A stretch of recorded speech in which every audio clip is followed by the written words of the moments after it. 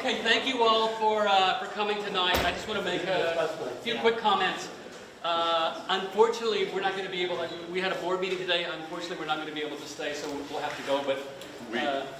Me as well. You stay. Yeah, we're all leaving. This, as you all know, is the kind of culminating event in Linda's fellowship this year. It's absolutely stunning. Incredible work by all the students, Linda, and she's going to, I'm sure, thank a lot of people for this. But it's been really a remarkable year to have Linda here. And I just want to say, on behalf of the school, thank you for all that you've done.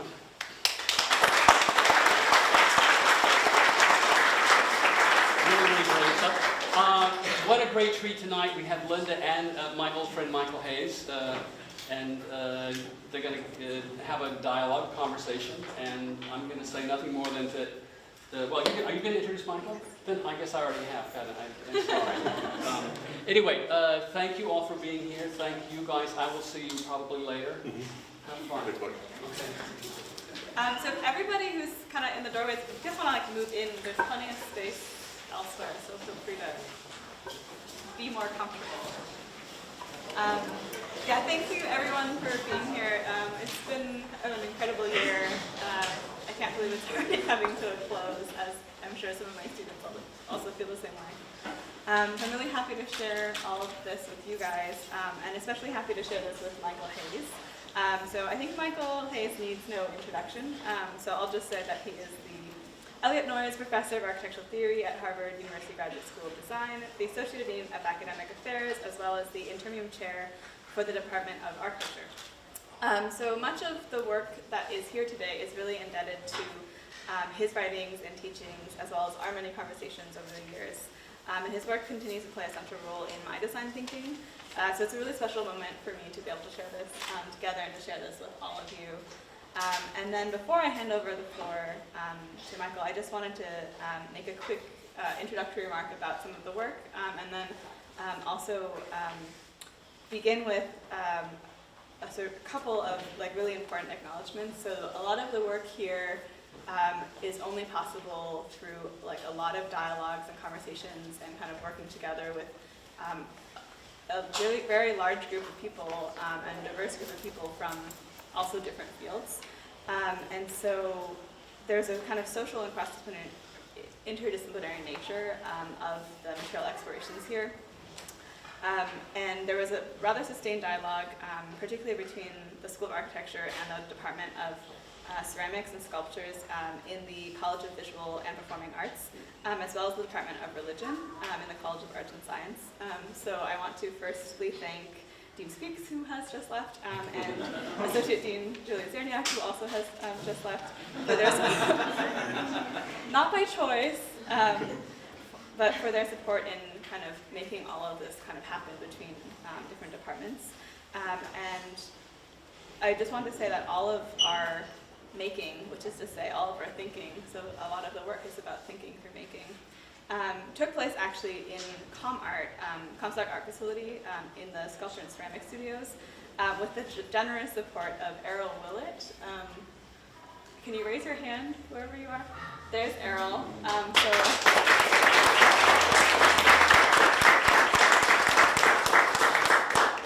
Errol is an associate professor of studio arts in ceramics, and he generously opened the ceramic studios to me and also all of my students, and has been a huge supporter of this work. Just incredible. I could not have imagined that I could ever get to teach something like this in an architecture school or not. So that's been really incredible. It's been amazing. So thank you, Errol. And as well, we've had a sustained dialogue also with Biko Mandela Gray, who is right here.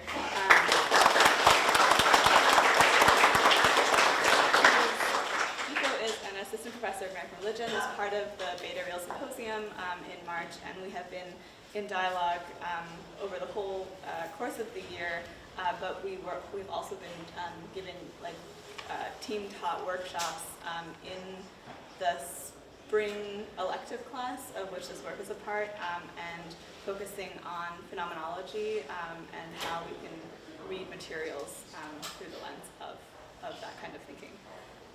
And so I'm sure he'll jump into the conversation later on. And I would also really like to thank all of the staff here who have been incredible in logistically making this event happen, but also not just this event, but also all of the research that has happened during the fellowship. So Beth, Deb, Azra, Katrin, Latifa, Kristen, Elizabeth, and also Elaine, who I wish could be here with us today. And I'd also like to thank Michael Gianazzo and John Bryant for their amazing support in getting this exhibition in the making of it. And also Maya Alam. If any of you guys are here, can you raise your hands up? So Maya was the inaugural Bakosian Fellow last year, and she's been not only trailblazed a really hard bar for me to follow, but also just been an amazing friend and supporter throughout this year.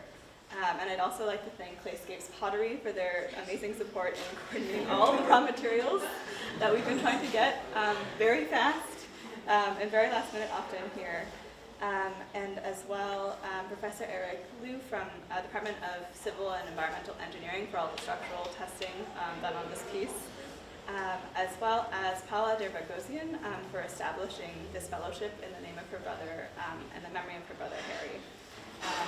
And last but not least, I really want to thank all of my students who have been just incredible. You guys already know this. And it's not just the students in my class, but also an amazing student research team and teaching assistants.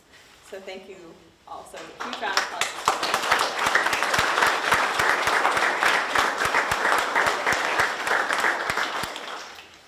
Okay, so now we'll get over, I'll make some introductory remarks about the works, and then I'll hand over the floor. So the fellowship has been focusing on the ways in which material practices are inseparable and intertwined with the intangible dimensions of culture and meaning. So for me, the fellowship was an opportunity to test out and experiment with the ways in which meaning not only animates materials, but also how material processes can be a productive space for critically thinking about culture, meaning, identity, and memory. So how can we play up inherent material qualities or inherent aspects of the process of making that might open us up to new ways of understanding questions of loss, identity, memory, and bereavement? So more specifically, we have been focusing on the process of iterative slip casting and how molds can change and decay over time, so a dynamic process which must leave a mark behind. So the exhibition itself should be understood as a series of relays between the tangible and intangible, between what remains and what is left behind, between what is remembered and between what is forgotten, between what is cast and the mold from which it is cast. And it is in these relays, these spaces between, that we hope to expose the real as the beta real, to expose fixed memory, fixed identity, and fixed history as nothing more than traces of memories, identities, and histories, each stable for only a fleeting moment and then gone. In place of the real, the beta real names a beta version still in development, always ready, always already shifting, always fleeting, not yet ready for release. So as previously mentioned, this work was made using the process of slip casting to develop an iterative thinking by making protocol that offers in its processes and the materials produced an alternative to conventional architectural preservation and reconstruction. So for those of you not familiar with the slip casting process, there is a exhibition catalog that's sitting over here, and in there is a diagram that will help explain and visualize the process. But essentially, you make a plaster mold, which we have over here. These are the molds for these pieces. And plaster is highly water absorbent, and slip is essentially liquid ceramics, and it's sort of suspended. And when you pour slip into plaster, on all the surfaces that they touch, water is absorbed out and a solid surface forms. And then you pour it out and you get a hollow cast. And so when we cast from an original object, there's two molds which are produced in that process. And so you have what you call a negative, so that's the plaster mold, it's the negative version of the positive cast. And then you also have a double negative, which is the mold that's used to make the mold. So the mold of the mold. So there's kind of this double negation which happens, and so the original object was thus used as a double negative, which is almost but not quite a positive for the plaster mold. And often the original object is either destroyed during the casting process or it's retained as a virtual, as a 3D scan and milled into CNC foam. So working through slip casting, the work exhibited here produces architectural memories, identities, and histories by focusing on 3 seemingly banal sites. Roadways, commemorative monuments, and the sites of performative ritual. Though banal, each site is revealed and simultaneously contested through narratives that claim them as proving grounds for conflicting ideologies. As such, each site became for us a testing ground to explore how memory and identity shape and are shaped by architecture, by place, and our experiences of those architectures and places. So the first site, in reverse order, so also the last site, we were looking at is the Erie Canal Monument, so that's these 2 pieces in the center. And our objective was to expose commemorative architecture as a site of perpetual contestation. So how many of you guys actually know where the Erie Canal Monument is, who aren't my students? Yeah, so it's actually on Erie Boulevard, really close by, at Columbus Ave, so it's like literally just a few blocks down, and you'll never notice it. It's in the median between the 3 lanes of traffic, and it's surrounded by some trees. So if you're not looking for it, you'll really just never see it. And there's a bronze plaque on it which says, built from stones obtained from various locks around the city of Syracuse. And so it actually sits atop the former Erie Canal, which is why it's Erie Boulevard. So reading these words themselves, we are tuned quickly, seamlessly, to assume that we know this monument is authentic because it comes from the canal itself. And yet that clause, built from the stones obtained from various locks around the city of Syracuse, is deceptive. After all, the monument already sits atop the canal itself. Beneath the monument, the canal remains. As such, the presence of the monument already announces a slippage, a play. What does it mean that a monument sitting atop of itself is constructed largely by pieces from elsewhere in the city? What does it mean, what might it mean that the amalgam of stone that is the Erie Canal Monument operates as a monument for something that still exists?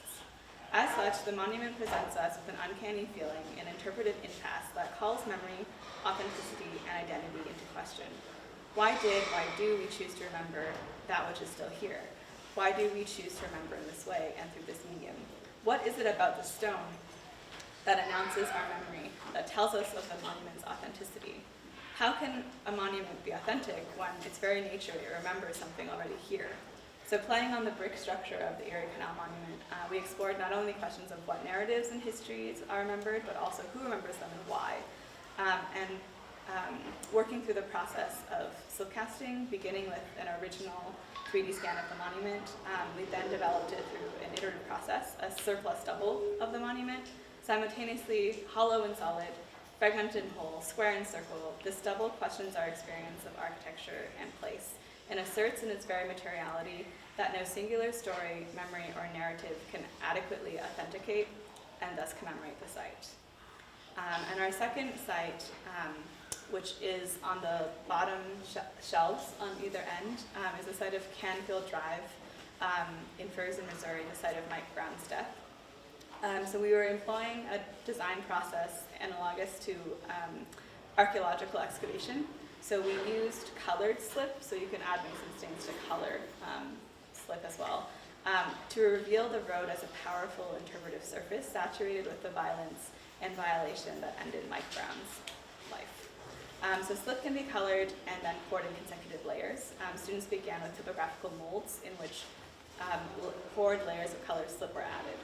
Attempting a kind of interpretive performance of the contradictory accounts of what happened on Canfield Drive, we excavated the topographical casts to expose layers of colored trace that simultaneously revealed and concealed these contradictory narratives, thus holding in suspension the dispute itself, allowing no singular narrative the authority to proclaim itself as a singular truth. And lastly, we looked at the site of rituals, which are the pieces on both shelves.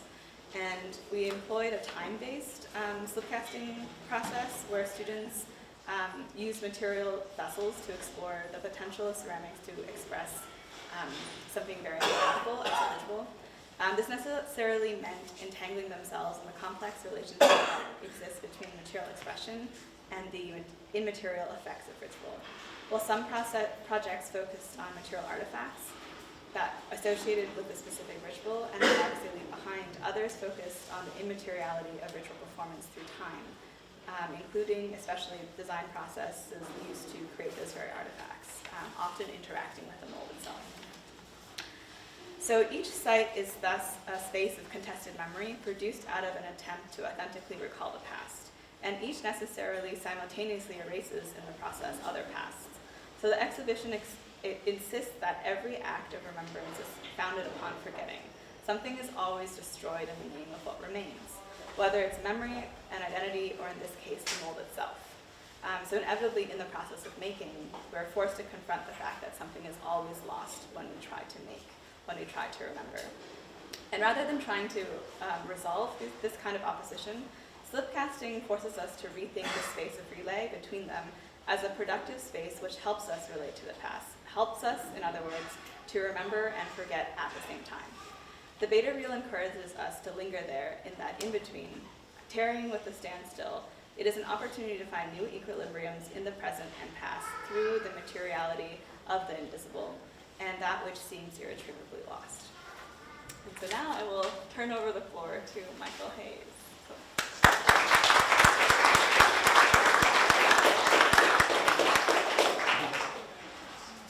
So Linda and I actually came to know each other only when she was just about to graduate from GSD. She was already preparing her final thesis project and took an advanced seminar in theory with me. And what happened was Linda had, for some time, I later found out, been interested in these issues of memory and loss, and really in a kind of way of thinking about architecture, which is not just affirmative and substantive, but thinking in terms of absences, even of negativities, but trying to think those in meaningful ways. And it turns out that the sort of psychoanalytic theory of Jacques Lacan, the French psychoanalyst and theorist, it gives us a way of thinking just that way. Other philosophies do too, and Vico and Linda have continued to develop other ways. What I wanted to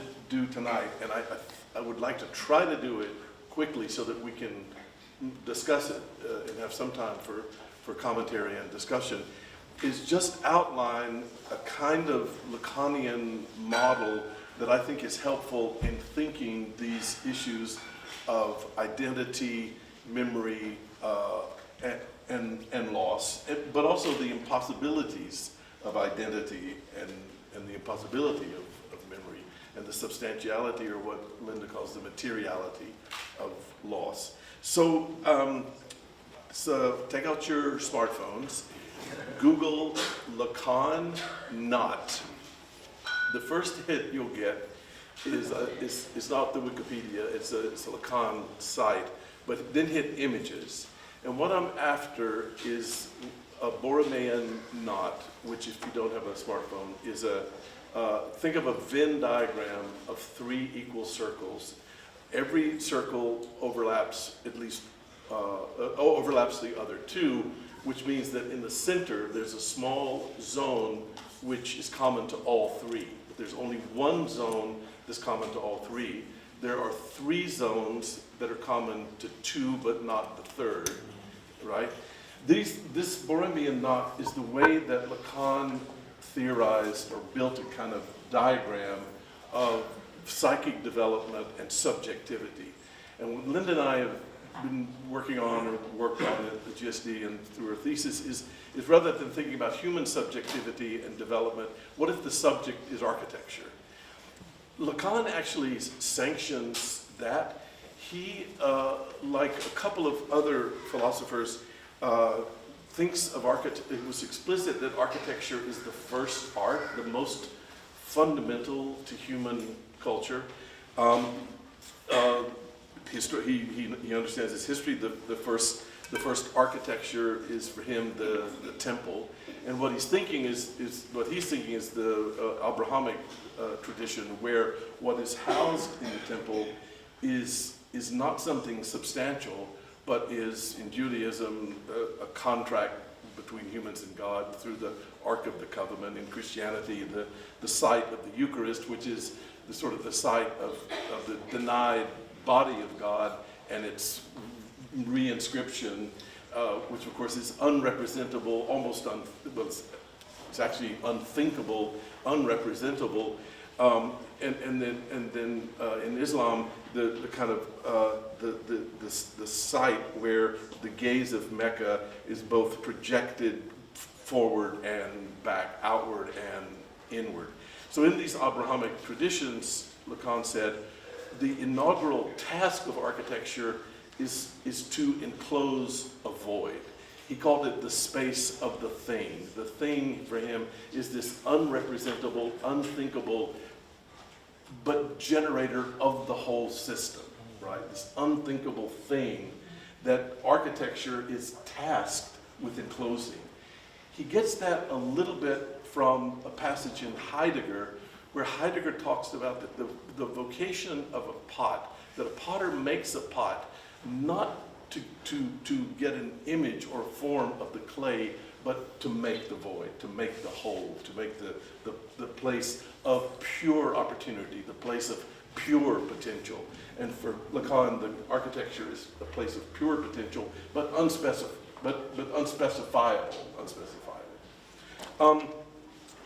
The way he organizes then the development of that is with the Borromeo knot, and that's what I want to stay with. The knot has 3 zones. The knot indicates that you can never have one of those zones without all the others. If you found the picture, you can visualize if you cut one of the bands, it's actually not a knot so much as a chain. If you cut one of the links, the other 2 can't sustain themselves. Any one link will cause the other 2 to come apart. So you need all of them, but yet you can also isolate each of them for study. And he isolates them as the symbolic, the imaginary, and the real. The symbolic is the easiest one for us. It's the realm of language, it's the realm of the signifier, it's the realm of law, the rules. He says that it's the name of the Father. It's a very paternalistic, ruling, imposing, patriarchal, even in some cases. But we need the symbol, we need the language, we need the rules to make sense of things. The imaginary for him is actually prior to language. It's pre-linguistic. It's prior to the formation of language. It's the realm of fantasy, image, uncertainty, but good and bad kinds of uncertainties. But the defining moment is what he calls the mirror stage.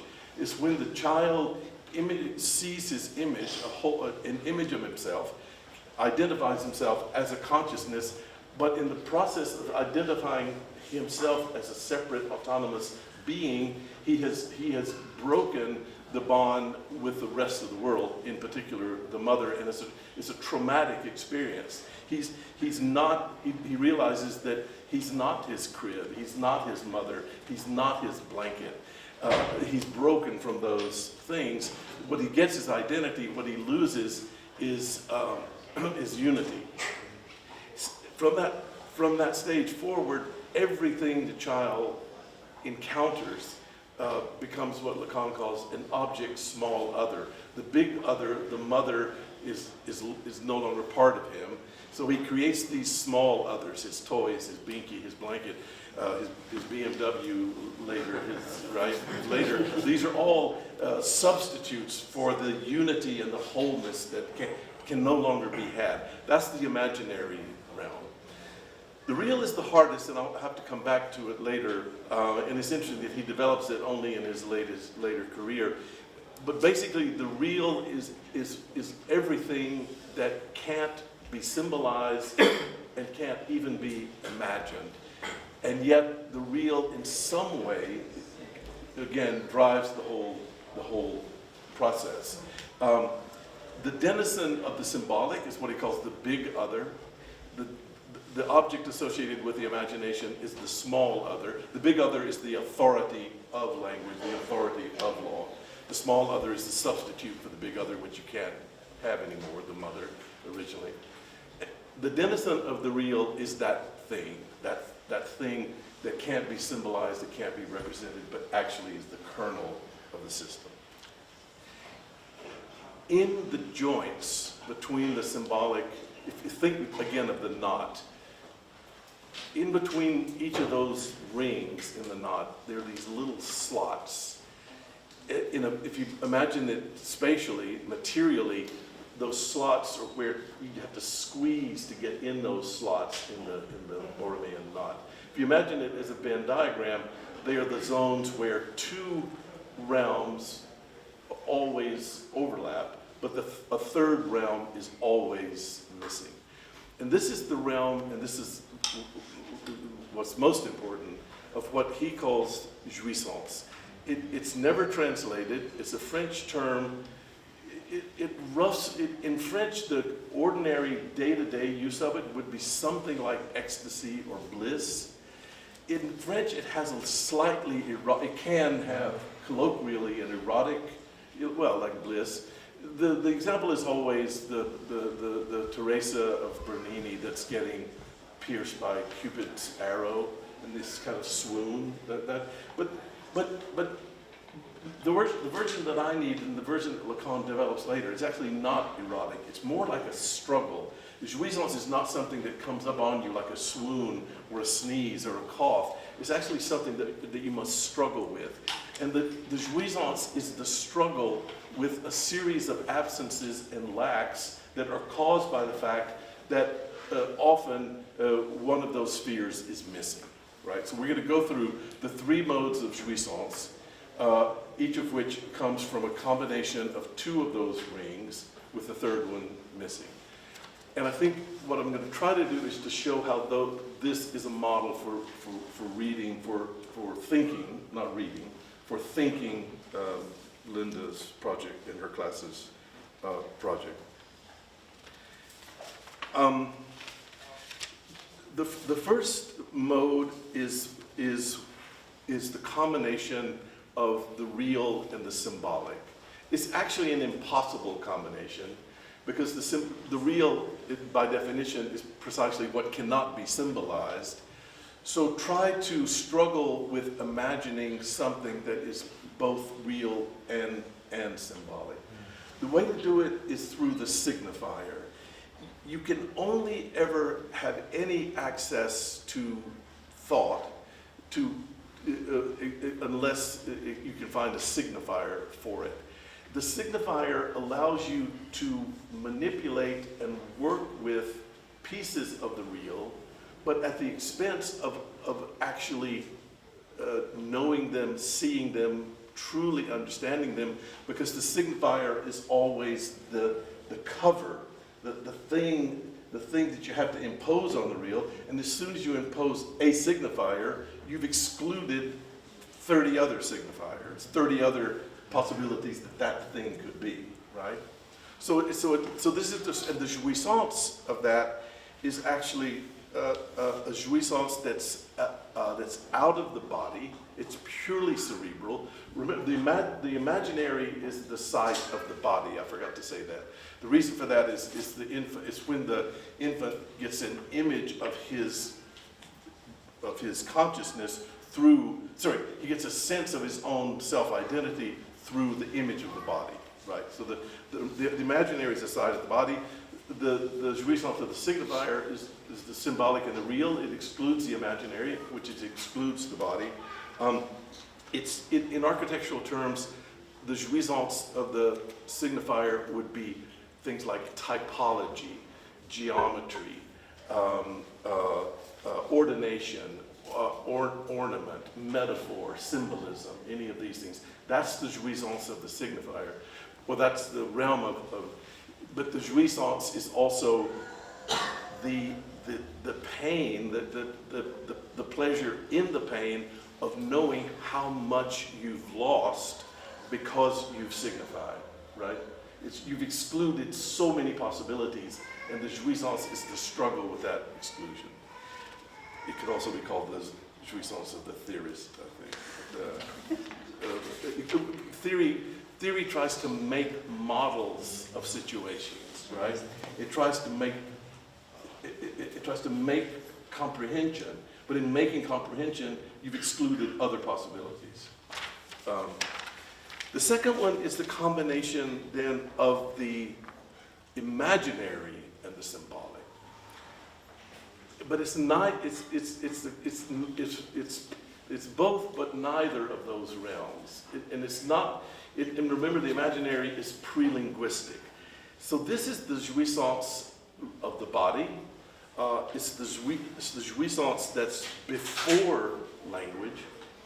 I believe in this exhibition, it's in the tiles of the Michael Brown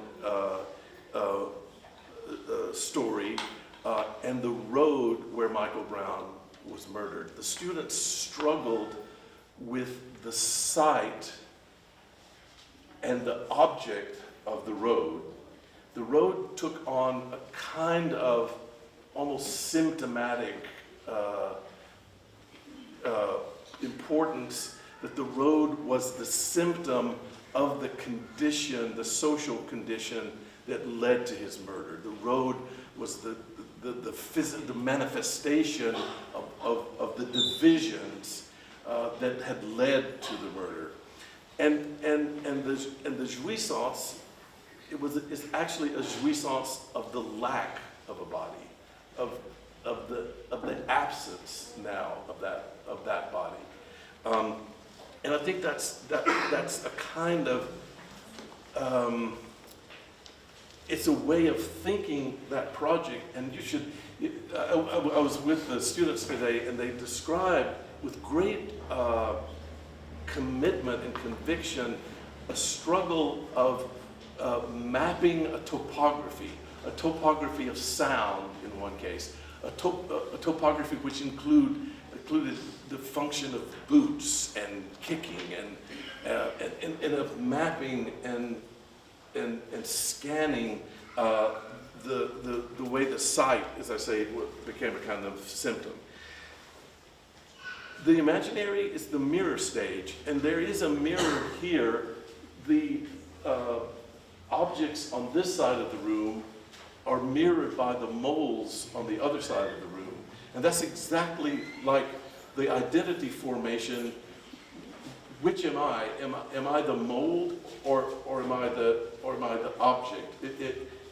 Am I an original, or am I a cast? You know, and this impossibility of identity, in slip casting, the impossibility of knowing the original, but the necessity of constantly thinking what the original might be is just what you have to think when you're doing slip casting. You have to acknowledge that it's a copy, but the copies aren't identical because of a certain amount of entropy and deterioration of the mold. When you use a mold, then you use it to cast two things, but the two things aren't alike because in the meantime the mold has been deteriorates or changed slightly. So this is a perfect example of the jouissance of sensation, not of meaning, but of sensation.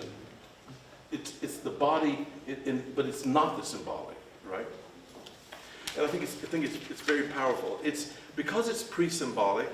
Because it's before. This is the jouissance before language, and there's something about this jouissance that would include sort of.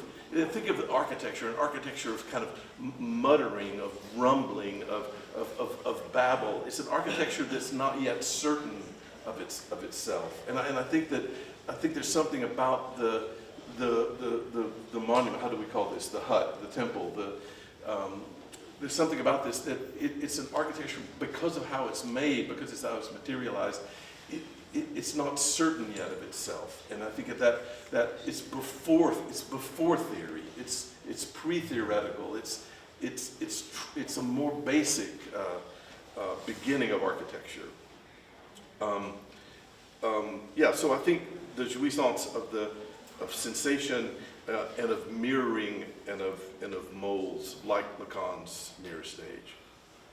The muttering and the mumbling and the babble and you can do this in music too, it's a way of getting close to the thing without the alibi of the signifier. It's a way of getting close to it affectively through sensing it and letting it be multiple without pinning it and excluding it. And I think the the tiles, and I think the rituals, absolutely. Did you describe the rituals?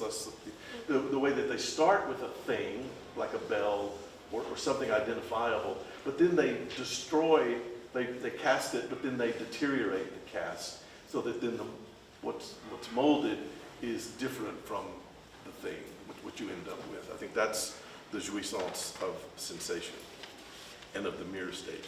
Linda's mirror is an anti-visualist mirror. It's a mirror that you don't stand and look at. We stood in the middle of this room and tried to struggle with now how did you do the mold? Now when did the color come in? Now did you fire it once or twice, right? It's an anti-visual, but it's still a mirror. And I think the road is also a mirror. It's also and I think that works. And then finally, and in a way the hardest one is the one that is the combination of the imaginary and the real. Now we've done, the first one was the symbolic and the real, but it's where the symbolic in a way dominates and tries to, Lacan says it this way, the jouissance of the signifier tries to make one. The jouissance that's the combination of the real and the imaginary no longer has the symbolic internal to it. It's still there as support, but it is the jouissance that enjoys the lack itself in a bodily way. It's the combination of the imaginary, which is the realm of the body, and the real. I think it's the jouissance of the double negative. It's the jouissance of slip casting. It's the pleasure, it's the painful pleasure that in slip casting you don't know what the object is.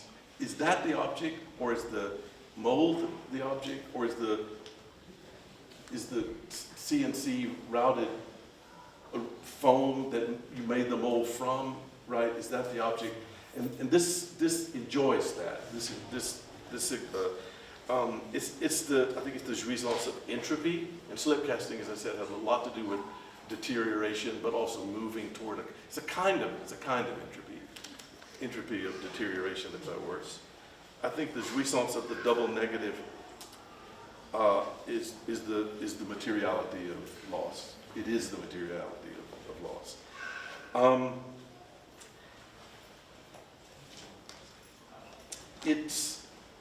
If the jouissance of sensation is before the word, the jouissance of the signifier is of the word, it is the word.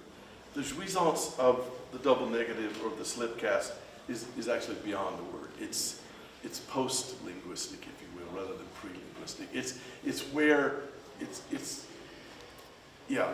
where the word becomes inadequate. It's not that you don't have the word, it's just that the word is not adequate anymore. It's the jouissance beyond the law. It's the jouissance beyond regulation. It's the jouissance that's inaccessible to rules and regulations. It's related in Lacan to anamorphosis. You know, in painting, in Baroque painting, where you can paint a distorted, almost like a stain, that looking at the painting frontally looks like a blur, but then if you look at it obliquely, you see a skull's head in one case, or you see you see a revelation. I think the jouissance of the double negative it's related to that, and it goes back to the notion that an architecture ultimately is about potential and opportunity, not about fixing and regulating. That the fundamentally human thing about architecture is to provide an opportunity for an event that could not take place without the architecture, like the Eucharist, like the contract between God and humans, like the gaze, the sort of cosmic placing through, created and transmitted through a prayer. It's the opportunity for that thing to materialize, to come into being. And I think it describes sort of perfectly the objects that are not objects of desire, but it's these objects, and I think especially the fullest one, the fully architectural one, becoming manifestations of an as yet unsayable desire. It's the desire for something that we can't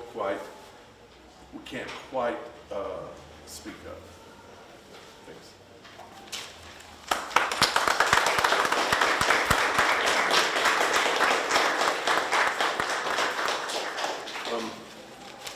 I would be happy if you could help me think of this, elaborate this. You don't mind if I certainly don't. Briefly. So two things came to mind for me. One is the perpetual utterance of "I can't breathe" from Eric Garner. This idea that in the articulation of "I can't breathe," something else is still. The word itself doesn't carry the affective tinge that it actually is attempting to say, right? So in other words, it is not the. I'm sorry, I don't. It is not the. It's not the driving. What drives people to march is not the actual utterance itself, "I can't breathe," but instead the affective excess, right? The death that is impinging, that continues to bring that up. And so I think in certain ways those tiles are speaking to that. The other thing that I sort of thought about as you were talking is I'm trained in philosophy of religion and black religion, and so I'm particularly interested in black Pentecostalism is one of the areas that I'm interested in. And two things kept coming to mind. Architecturally, black Pentecostal churches are typically remade spaces. They're storefronts. They're things that eventually, they started out as one thing and eventually become something else. But one of the hymns that is central to black Pentecostal thought is the yes hymn. And you say it 7 times. That's all you sing is yes, nothing else, right? And in saying yes, you also articulate, which is fascinating. As I'm listening to you, you also articulate this extra linguistic, that it's simultaneously pre and post linguistic, because the yes doesn't tell us, it doesn't have an object of desire, right? There is, who are you saying yes to? You don't know who you're saying yes to, right? And so philosophically, there is no intentional object, there's no aim to which the yes is directed, and so there's a way in which this discussion that we're having here also speaks to that. The last thing I'll say, and this is something that Linda and I have been bandying about quite a bit, is that this idea that for every act of theorizing, you are picking one option out of many. And I keep thinking about, forgive me for going political for a moment, but the history of the United States is manifest destiny, as if the United States could have only developed one way, and that only that one way emerges with a host of bodies in its wake, right? So that what we chose to move in our desire to move westward was to choose an act of slavery and choose an act of genocide.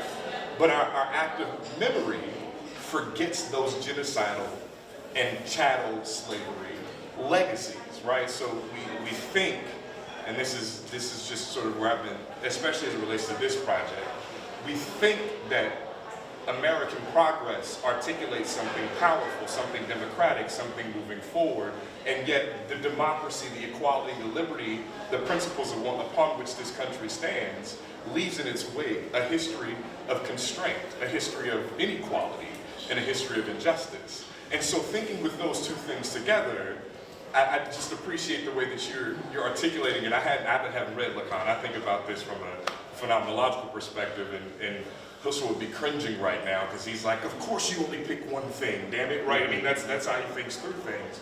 But you're absolutely right in picking that one thing. You leave behind so many options, so many opportunities that eventually, especially when we're thinking about social political realities, you're creating a kind of violence that you have to reckon with and you have to wrestle with. So I appreciate you for speaking to that, just in Lacanian psychoanalytic terms, right? I mean, I hadn't thought about it that way. the grasp of the world is also the loss of the mother, and for the United States, the grasp of a national identity is also built on a series of maybe not memorialized losses, but physical losses in the process. No, and there's something. See, what I believe is that there's something architectural about this idea of creating opportunity rather than fixing things. And with the story, say, think about immigrants, where, think about the jouissance of the one that leaves out the symbolic and is only the real and the imaginary.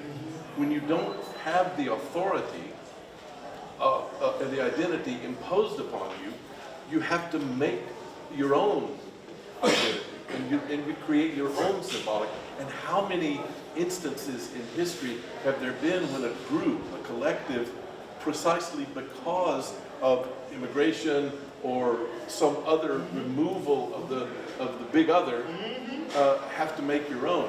But architecture, that's what architecture does. It makes its own symbolic because there are no rules.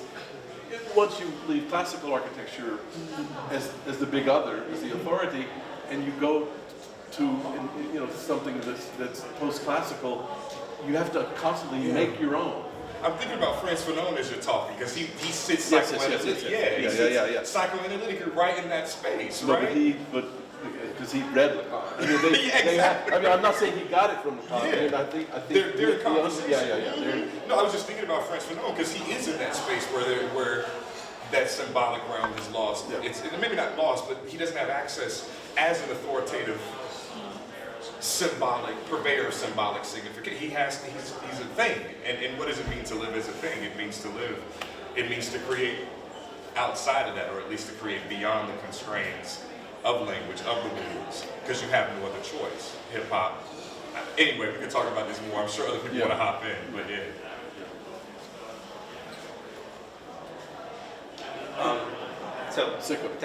thanks, Michael. I missed hearing you talk and that you came here and spoke to us. Not only able to describe to us what we should be appreciating, but how to appreciate and how to bracket. And of course, there's many things that we as architects appreciate on different levels. And I'm mostly struck with this kind of a kind of constructed duality in our profession that is, as you described, it's actually 3 points, right? But the duality is between the kind of space and the object, right? About the kind of fetishization of the object itself, or the things that come together to create the space, and how we are to, and architecture is really always primarily, at least from my perspective, primarily trying to understand our place as humans within that space. So we are the subjects, and the space itself is the object, but as activated by the architecture around it.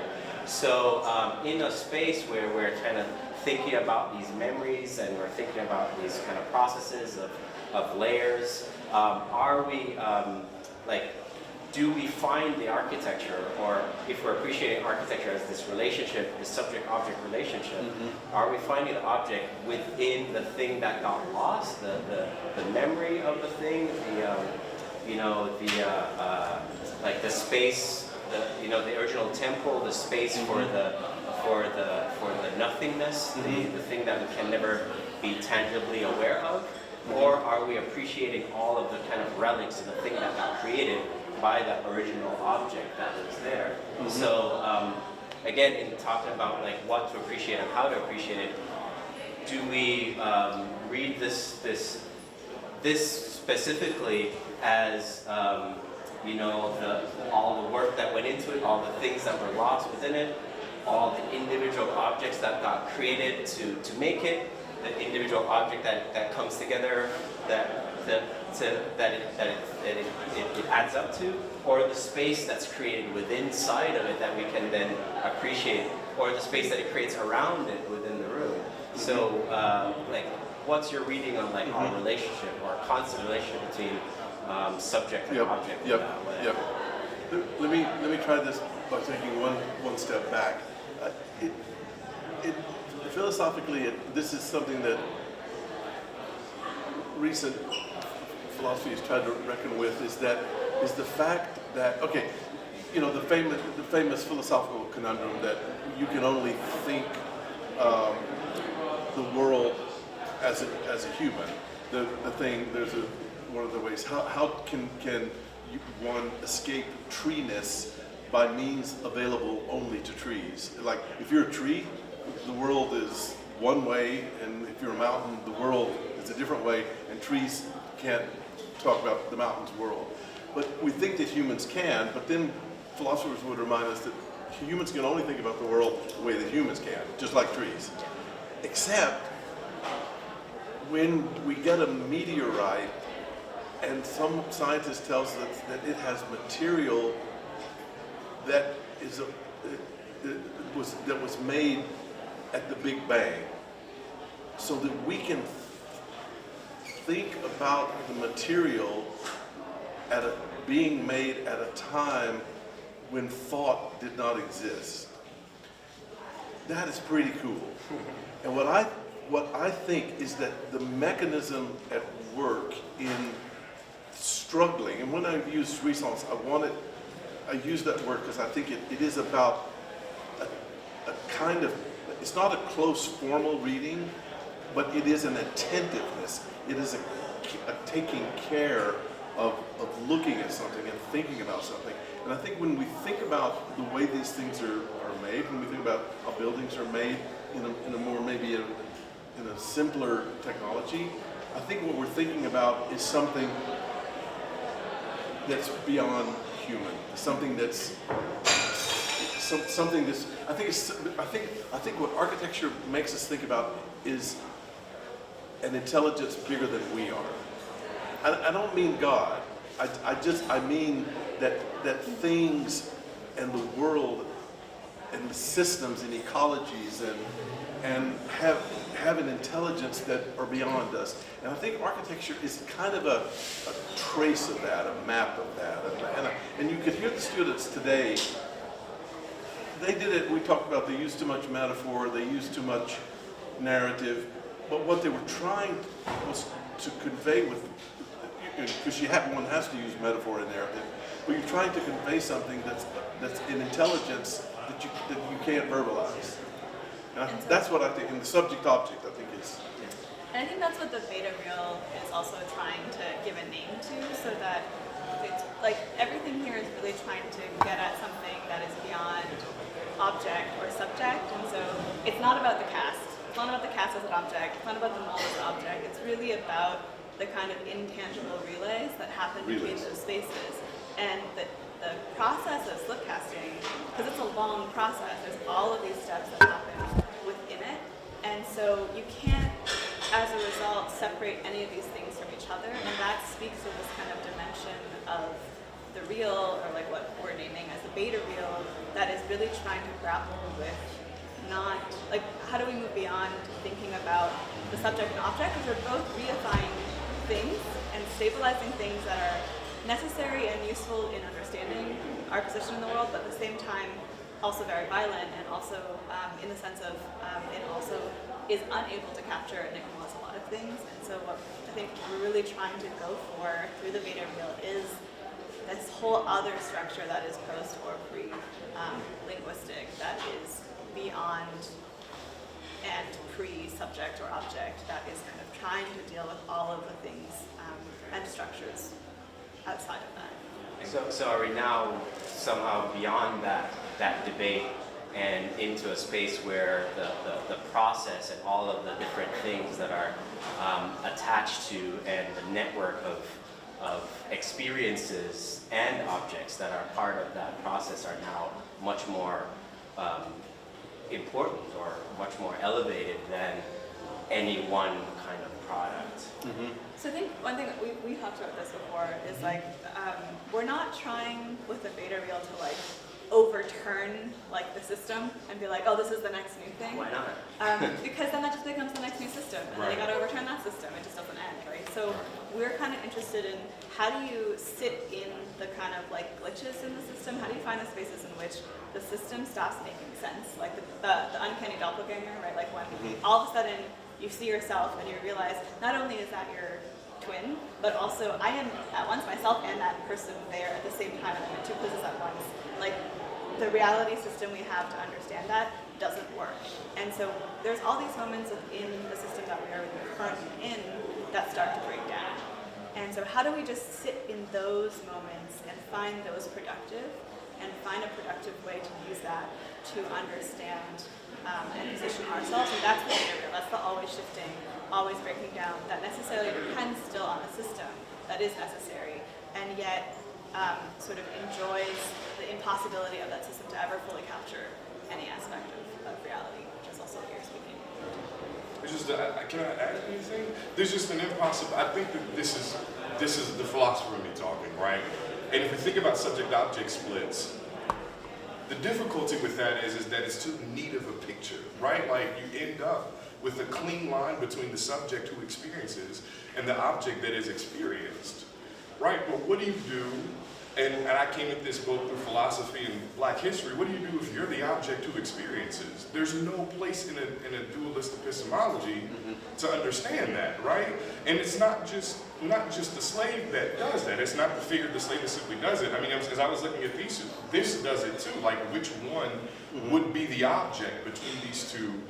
I wouldn't be able to tell you, right? And am I the subject if I stand in the middle of that space? Possibly, but these bricks that look like bricks but aren't quite bricks, but could they be bricks? Might be bricks. Like, I'm stuck in the middle of like a whole bunch of things such that this thing is thinking me as much as I'm thinking it. Right. Right, and so how do you sit in the space of broken thought and like stay there, right? And what we were trying to do, and you can help me with this, with the tiles, is, was Mike Brown a criminal or was he a college student?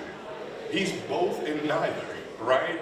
And so how do you articulate that? You understand? And so that was like one of the things that I kept like whispering in Linda's ears. We were doing things like, how do we sit? And then she already had the idea, and I was like, how do we think with this together? And I think that glitch, as you put it, that space of broken thought, that place where these clean lines don't hold, those are the opportunities, I think, that make pieces like this incredibly compelling. Like yeah. I'll jump in on this one just because Yeah. I have to for time's sake. I kind of got really intrigued by the idea of a knot. A knot has to be tied. A knot can't just be exist. There has to be an action to tie. And when a knot becomes tied, it also starts to untie itself. Right. So the engagement of kind of calling territory and producing the real and imaginary, you start to exclude the aspect outside the knot. Right. The space that has been now pulled is now being forced to be untied. So what is outside the knot that isn't being caught? You have to now automatically include that. And what happens when the knot gets untied? How do you retie it? If I kind of think of your project as a sensation of it's almost forcing me untied, right? Like you are taking a current aspect. It's not so much a knot in like a classical idea that there's space being wanted, but they are forcing something to be untied. So that all three things become kind of fall back into the ether with a somewhat remnant of what they were before. And that becomes the memory. Their memory of where they were allocated, but not enough to be still situated within the space of the time. And I think that's kind of where, when you started presenting the knot to me, it kind of made a compelling argument, but it also made me wonder what's outside of that once you tie it. What gets left outside of the knot once you know there's a knot? Because it can't be the real entity, because you've already declared that inside. Right. And then once you untie it, where does that stuff fall back into? I mean, the technical answer, really, I mean, it's psychosis. No, but you would lose a sense of being. I mean, that's what Lacan says. I'm trying to think of it beyond a psychoanalytic answer, but I think one of the, I want to come back. I think, let's say it would be a loss of being. It would be an unhinging. But the other thing that Lacan mentions in trying to articulate this, and it goes back to the singing, the yes, yes, yes, yes, is the literature of people like Joyce and Beckett, who basically untie the knot to a certain extent. I mean, there is a kind of psychosis in Waiting for Godot, right? And yet through the babble, through the psychosis, through the yes, yes, yes, which is meaningless, but in the repetition itself starts to produce a pattern. And what you start to hear is not a word, but a sound. You hear the yes, yes, yes, and all of a sudden you grab that, and that brings you back in, let's say, for him it would be a new knot, it would be a new reality, but it's one of your own making in a way. And I think that kind of feels right to say it that way. This changes tack a little bit, but I find often in art or architecture context when we're discussing memory, that there's an elision of public and private memory, individual memory and the memory of associates or national memory or something like that. And the Lacanian model that we're putting forward, that we're looking at all this through, is preeminently a model of individual subjectification and subjectivity. And I had this intuition that there's a limit to the application of that model onto public memory. And I wanted to ask that, particularly since these are, in some senses, monuments to political realities, to things that could be considered important to public memory. No, that is really interesting, difficult question. One of the things that Linda, pre this project, started with was actually in the field of conservation, of architectural conservation. You come up against, well, you mentioned this a little bit with the Erie Canal, but you come up against, in a very real way, that 2, 3, or more groups. It happens here in the students looking at the Erie Canal and Native Americans and indigenous. You have several, let's stipulate, equally justifiable claims on the same space, on the same thing, on the same monument, on the same land. And it's I don't, there's no easy way out of that. I think you're right. What we have to do, I think the way memory theory will go is kind of thinking of connectivities that go into a constellation for one group and a different constellation for other groups. And if you start to think of memory as something more mobile and fluid, that it would start. But I don't know what solutions in terms of like who are we commemorating with the monument? Who's imaginary? Yeah, exactly. Who's imaginary? Even if it's not an individual, even if it's a group imaginary, which I think you could do, but it doesn't solve the problem that you're raising. I think it's a very real architectural problem. It's very real. I also think the way that you're framing the kind of jouissance of the real is in a way such that it's maybe more abstract, like it's about just the kind of like enjoyment in the sorrowness of the kind of impossibility. And so like when you start thinking about, okay, if I remember this one, if I have this one memory, which is one representation of some history, there's all of these ones that are not being remembered. Okay, so then let's remember the marginalized ones, but you can't impossibly go down this path of continuing to remember every single marginalized history in the wake of whatever other thing you remember. And I think there's something in the Lacanian model that just speaks, the lack, sort of object speaks to that impossibility. And I think it's like that impossibility which... When you can't overcome the master in the Lacanian scheme, it's in the rebellion of '68, it's like they all want new masters, they will get one. Yeah, right. Yeah. That's right. But I think it's about also, like through the reading of, we read it in the class with students, very closely translated, Vico, Merleau-Ponty's chiasm and the visible and invisible, and there is something also about the kind of like the idea of touch and the sort of impossibility of sitting in a space of like perpetual contestation, which is also that kind of like it's just about that sort of like impossible lack. Because that's the problem. I mean, the Lacanian model seems to be a dead end or foreclose on political activity. I'm sorry? On any kind of political activity. Or not. I mean, that's what I'm posing. I should say that as a question. Yeah. I mean, he was very adamant personally about that, but I don't know necessarily the theory itself begets that.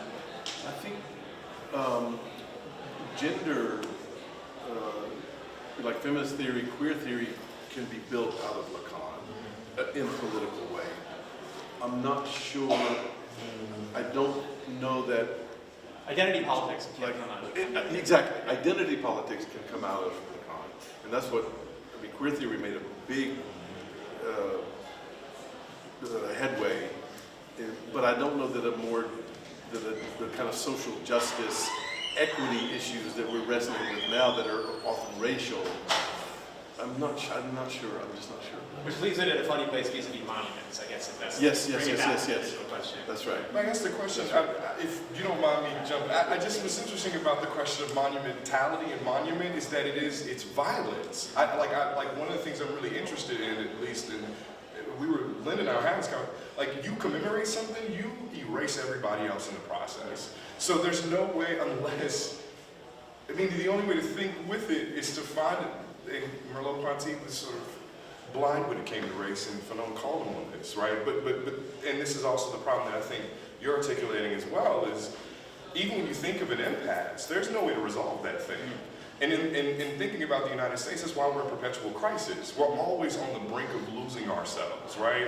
We're always on the brink of struggle because we never resolve, and we stay in this place of weird impasseness. Like, there are people who live who live in the wake of the violence of American memory, and they continue to remind the country as such.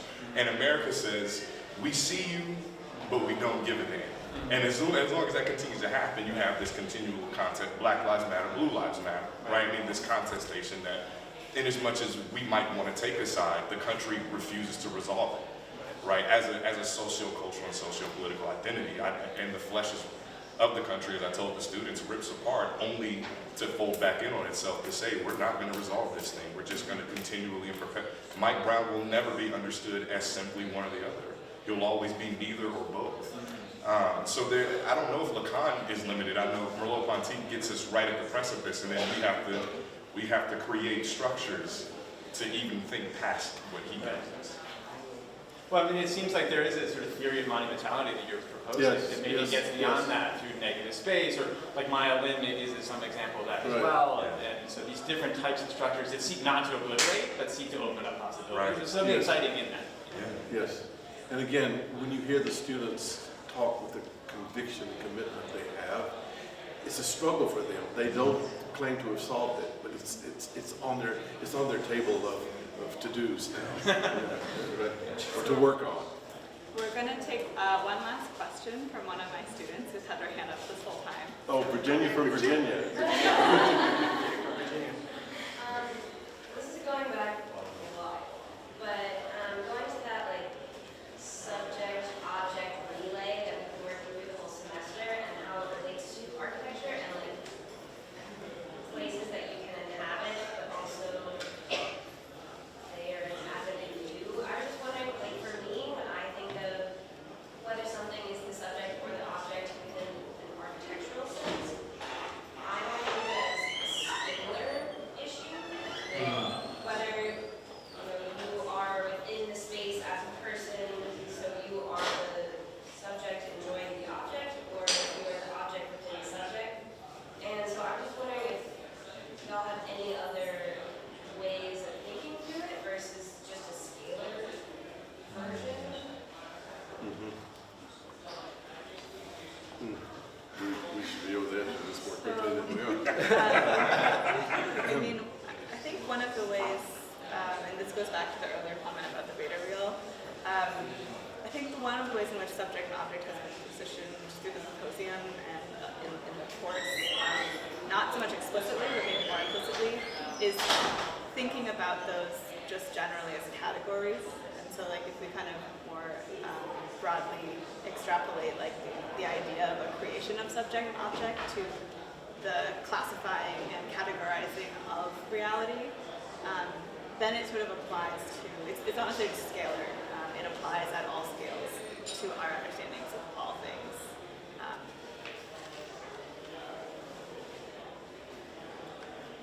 Yeah, no, I think there are times when old-fashioned dialectics actually work okay. And what I mean by that is that what I mean by that is let it shift. Let yourself, as Biko was saying, if he thinks of himself one way, he becomes the object, just like the one and the other. You know, it's going to always be dialectical. You are an other in some situation, and you were you in a different situation. And I don't know that you ever. It's not something that's resolvable. It's just something that's dialectical and oscillating, and it's going to stay that way. I don't think you should try to say, am I a subject or an object? You should let it oscillate.